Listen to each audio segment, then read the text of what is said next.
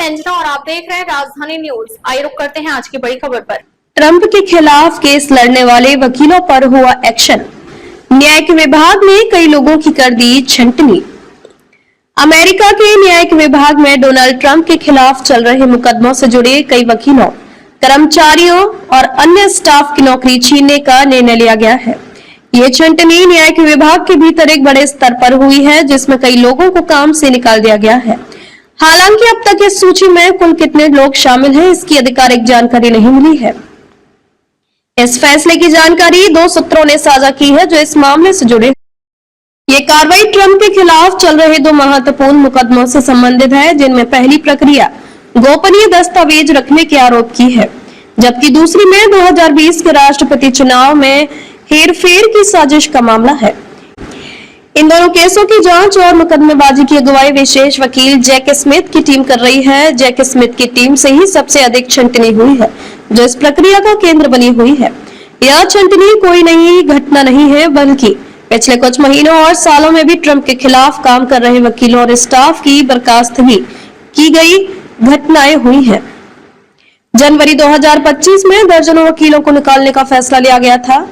वहीं पिछले महीने भी 3 वकीलों को नौकरी से हटाया गया था। ये तीनों वकील 2021 के कैपिटल हिल दंगों की जांच में शामिल थे। ट्रंप के खिलाफ चल रहे 2 केसों की बात करें तो पहला मामला उनकी फ्लोरिडा स्थित संपत्ति में गोपनीय दस्तावेज रखने से जुड़ा है।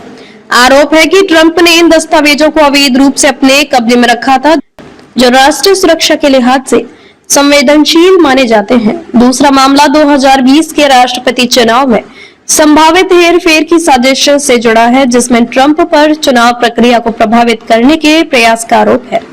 इन दोनों मामलों में जांच और कानूनी प्रक्रियाएं लंबे समय से जारी है, लेकिन अभी तक किसी भी मामले में ट्रायल शुरू नहीं हो पाया है। ट्रंप की टीम इन आरोपों का लगातार खंडन करती रही है और कहती है कि मामले राजनीतिक साजिश का हिस्सा है।